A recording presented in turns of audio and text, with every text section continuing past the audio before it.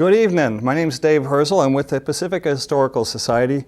Every couple weeks we get together and we create this TV show, 2 shows a month, to discover and explore the lore and the lure of lovely Pacifica, its character and characters. Focus of today's shows is actually to learn something about some historic ships, a voyage aboard a historic ship in the 1930s. We're fortunate today to have in our studio audience the author Phil Carlson and his wonderful book, Windjamming to China, which I'm about halfway through, and I would like to say this is one of the most delightful books on seafaring I've ever read. So I'm pleased to welcome our guest, Phil Carlson. Phil, to start with, I'd really like to, we've been talking about this a little bit, I'd like you to tell our studio audience about your reasons for writing this book. Well, I don't know why such nautical authors as Patrick O'Brien, Robert Louis Stevenson, Herman Melville, or C.S. Forster wrote about the sea, but the why of it would be interesting for me to know. It was my ambition in writing Windjamming to China to make the sea, the sailor, and his ship legitimate literary subjects by associating them with man's intrinsic fascination and challenge with the mystery of the vast ocean, in my case, the Pacific. I believe that there resides in the human subconscious a profound and innate nostalgic connection with the salt sea. After all, the waters of the ocean and the amniotic water of our mother's womb are identical. The mineral content of the ocean and its ionic balance is exactly that of the optimum healthy human blood, amniotic fluid, lymphatic fluid, and cellular fluid. The human embryo lives in this oceanic environment, attaining a growth of 3 billion times its original weight. This cognitively precise similarity between the human fluids and the ocean has been recognized since antiquity. Herodotus wrote of this subject matter in 408 BCE. So, of course, even if unrecognized, it's a little wonder that there exists in the subaqueous depths of the human soul a nostalgic longing for home and for the salt sea origins. We're all born of the sea, and to the sea we are. How old were you when you took this? You embarked as a young boy, you embarked upon a long sea voyage at a young age. How old were you and what year was that? That was in 1937. I was 14. Well, tell us a little bit about the ship that you were on board. Well, the ship Vigilant was a quintessential wooden ship. It evolved from primordial times with infinite transitions of rig and hull. And it was 267 feet in length. It was a windjammer, which was a cargo ship of the sailing age. And it was the largest on the Pacific. It was the largest wooden ship that was built. Would you just tell me it was the last wooden ship that was built? It was the last commercial wooden ship that was built.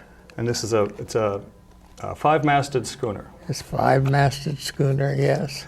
So here you are, you're 14 years old, and you go on board this ship. You go down to the dock. I understand your father wanted to send you off to sea. So you go down to the dock at the age of 14, and you come up to the ship, and you walk on board. What was your initial impressions at that moment?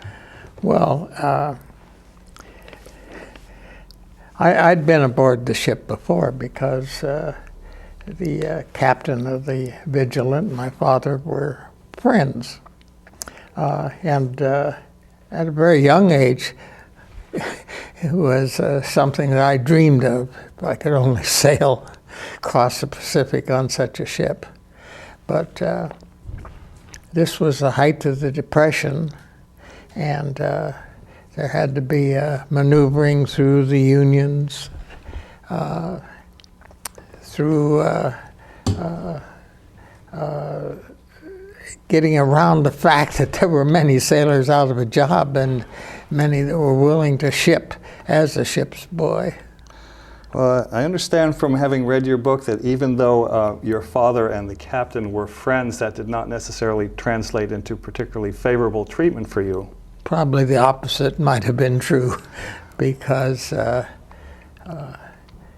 ship's boy entered that as an apprentice, and the goal was that you learned how to become an able seaman. And so the first order that you fulfilled when you stepped on board, I believe the mate gave you an order that was the launch pad for this. Yes. To go aloft. To go aloft, and yes. All the way. Yes. That was, of course, a very scary thing for the first time, because you're up very high height. Did they make you go and put your hand on the very top of the main truck? Was that the signal that you had actually made it all the way? That's right, yes. And then I understand that your boat was somewhat unique. Not too many boats had captains' wives aboard. Tell us a little bit about that. Well,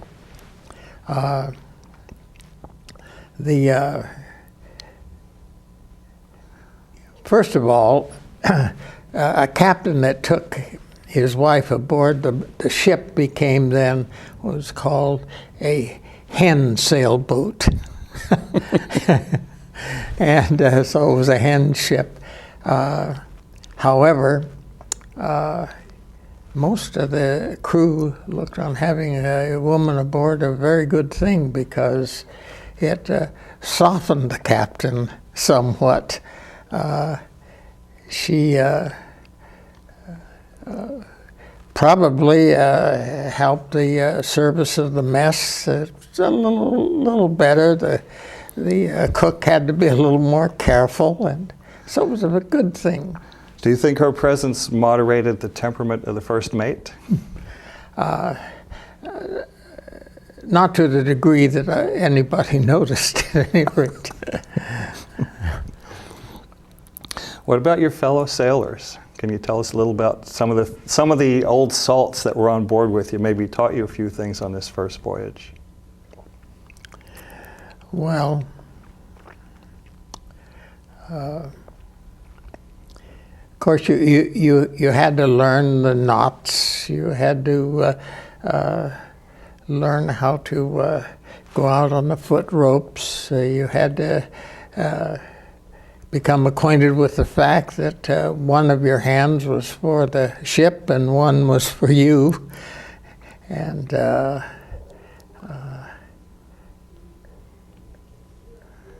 well, as I say, you were an apprentice. Well, you mentioned, I was just reading the part I was most recently reading in your book on this, and everything is the first voyage. So you are this 14-year-old lad, and everything that you do is, you're actually not quite savvy enough to be scared at times when an older, wiser man would be terrified. When you went out on the bowsprit to set the flying jib and the foot ropes or lack thereof. Right. Well, of course, that was considered very dangerous, and also you felt kind of an honor to be sent out there, because it was dangerous and something that many of the salts didn't want to do. Too young to know fear. Yeah, that's right. Too young to know better. Yes. One of my friends wanted me to ask you what you might have to say about race relations among the crewmen on board the ship. Well, there were 2 black men aboard, but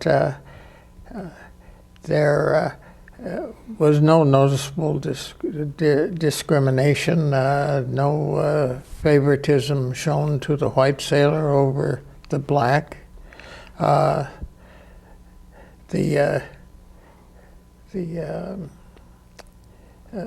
discrimination existed only in your sailing rank, if you were an able-bodied or if you were an officer, etc. So it was according to the rank that you had achieved through your seamanship, then. That's correct, yes. And the N-word was never used. It was always Bill so-and-so, Charlie so-and-so, with no indication that there's a difference in color. Well, because I've always understood, that really it's about how good a seaman is this person. How able is he to do what he said he could do when he signed on, and how he pulls his own weight when it's necessary.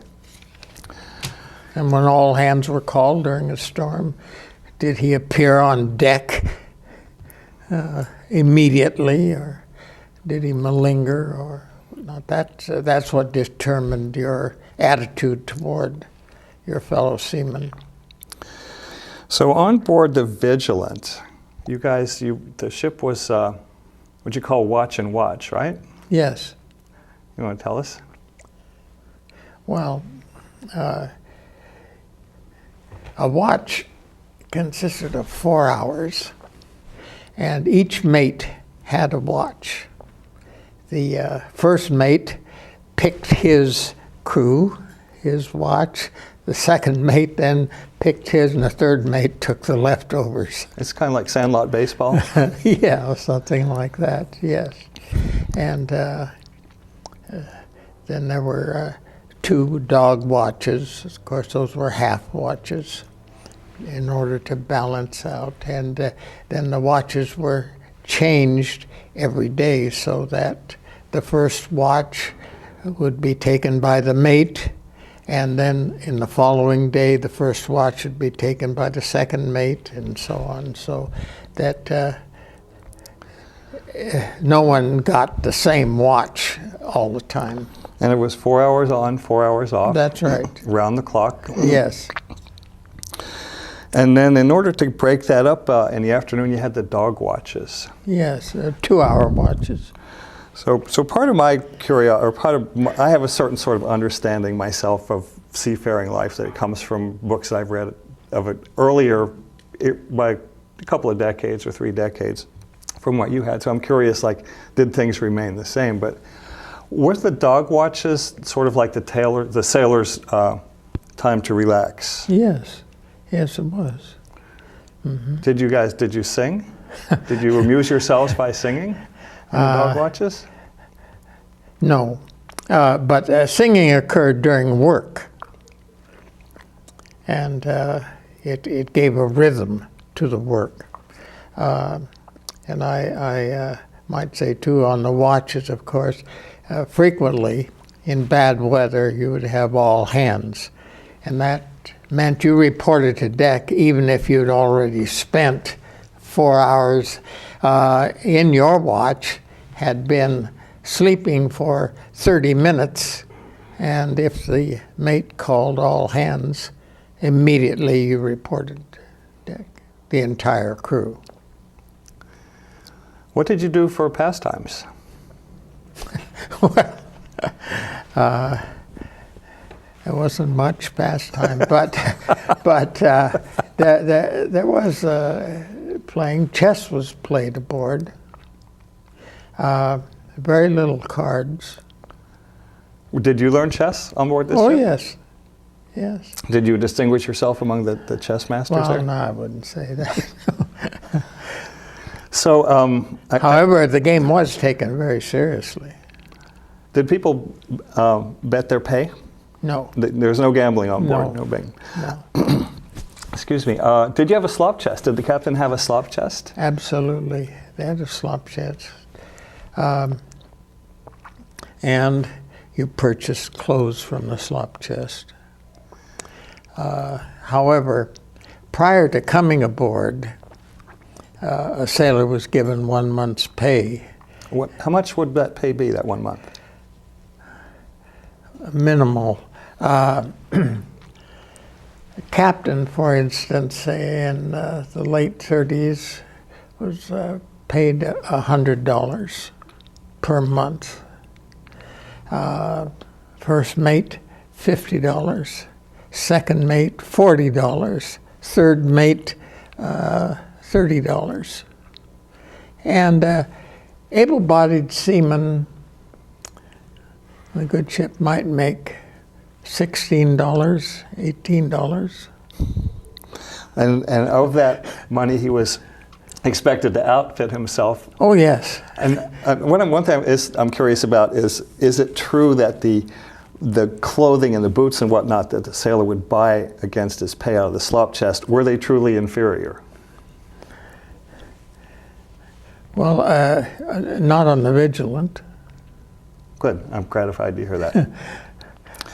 However, with his 1 month pay, he was expected, of course, to use that to buy anything that he needed. And then with any luck, by the time he reached his destination, there might still be a small amount of pay left after having invested in the slop chest. You asked me earlier, or you suggested earlier, that I might ask you about the medicine on board. Well, yes, one of the things that concerned the captain was malingering. And the captain, of course, was the surgeon general of the ship, and he had this pretty well organized that there were 24 recognized illnesses, and for each of those he had a bottle of pills. And there was some talk that the pills in one bottle was very similar to pills in another bottle. The more serious things, like an amputation that occurred on the first voyage, was that one of the crew had his legs smashed in the rigging. And this was bound up, but it was found that after a few days that gangrene began to set in, and the smell in the forecastle became intolerable. And so it was decided by the captain that an amputation was necessary. And this was done in the forecastle. The amputation itself was done in the forecastle? Yes, there was a table in the forecastle. And the way this happened was that the cook sharpened a butcher knife, took a meat saw, a poker was placed in the stove, in the embers of the stove, which was a coal-burning stove, and the captain would put a tourniquet on the leg above, in this case above the knee, and then he'd begin to cut. And as he cut in each vein, he'd take the poker and cauterize the vein. I hope that he had some morphine or at least some alcohol for this poor sailor to help him endure this. He had a ration of rum, but that was it. Did that sailor survive? Yes. And curious, like, did everyone evacuate the forecastle in order for this to happen? No. So, no. If you weren't on watch, you stayed in the forecastle.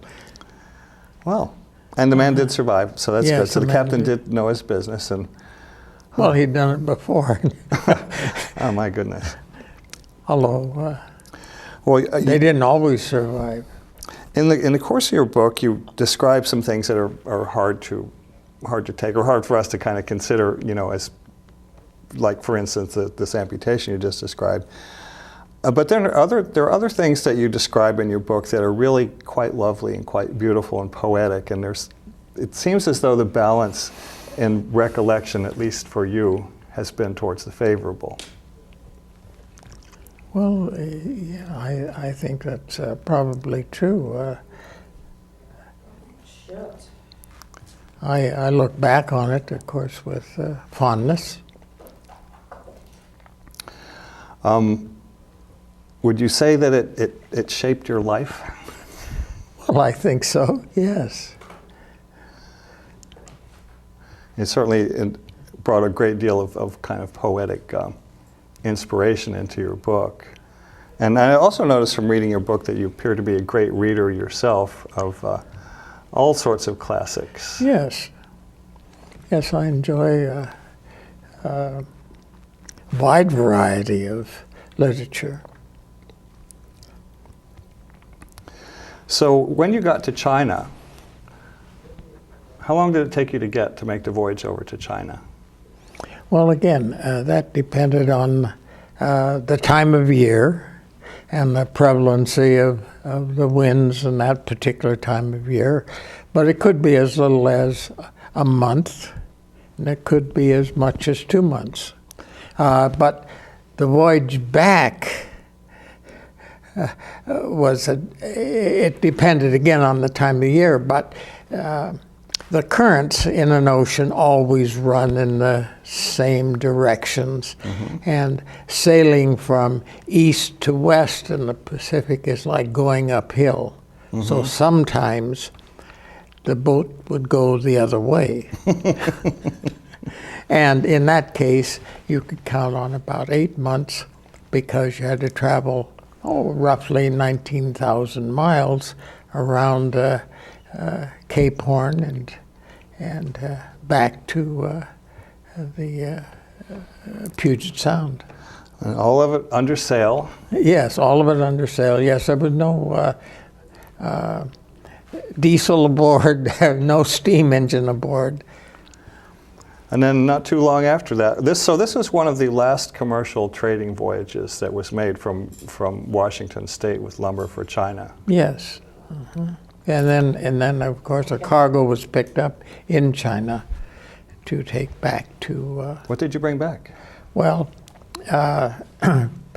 mostly what you could find, but mainly tea, textiles, and ceramics.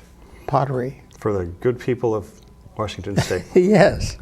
I understand that you have a film clip that is in your website. Yes. And I think we'd like to take a quick cut to have a quick look at that film well, clip good. right now.